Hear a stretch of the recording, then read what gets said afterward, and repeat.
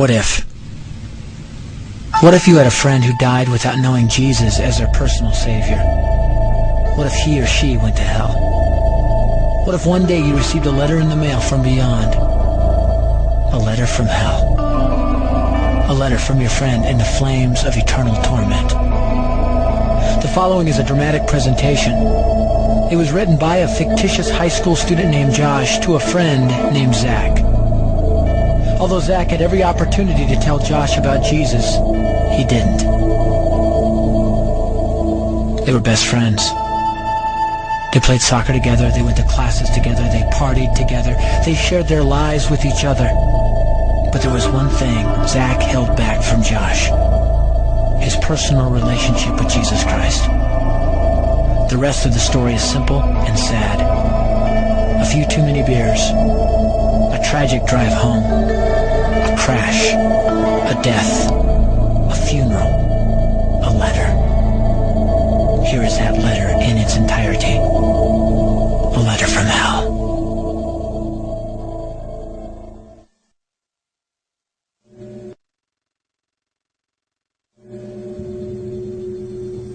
Dear Zach,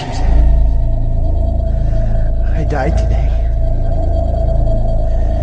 It's a lot different than I expected. You see, I always thought dying would bring me into a world that's foggy and hazy. But this place is crystal clear. It's even more real than my life on Earth. I can think. I can talk. I can even feel.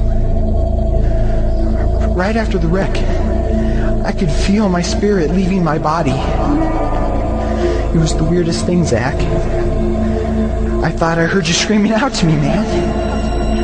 I must have been just imagining things. At first, I was just standing in line, getting registered, I guess.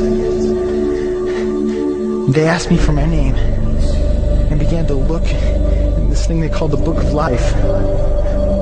I guess they couldn't find it though, because this huge angel standing next to me grabbed me by the arm and started dragging me away. I was terrified. I had no idea what was going on. I asked the angel where he was taking me, but he didn't answer. So I asked him again. Finally, he told me that only those whose names were written in the Book of Life could enter into heaven. And the rest would be condemned to hell forever. Man, I was scared.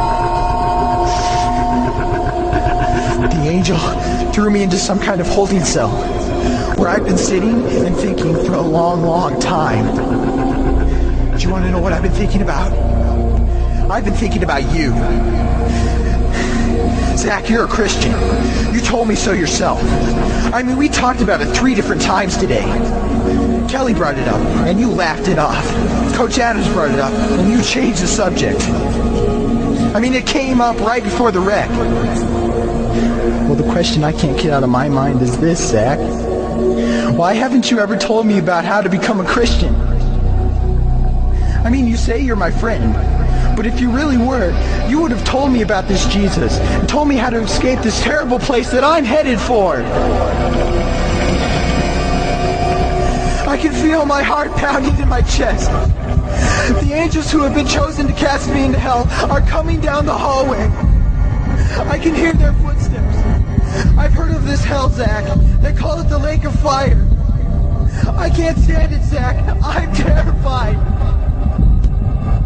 No, the angels are at the door. Oh no. No! They're coming in and they're pointing at me. They're grabbing me and carrying me out of the room. I can already smell the burning sulfur and brimstone. I can see the edge of the cliff where hell burns. This is it. I am without hope. We're coming closer. Closer. Closer. My heart is bursting with fear. They're holding me over the flames. I'm damned forever. This is it. They have thrown me in. Fire. Pain. Hell. Why, Zach? Why didn't you ever tell me about Jesus?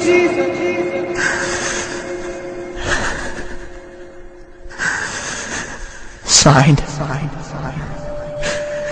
your friend, Josh.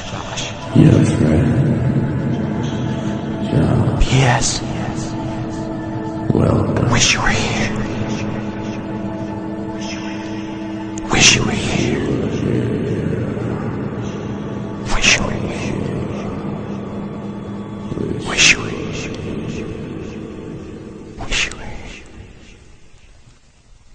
you were here. Wish you were here.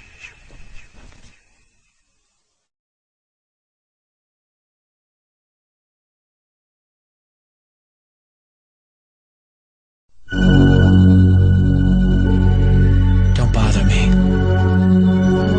Don't bother me with souls to save. I have my own agenda. There's school to do, sports to play, important stuff to attend to.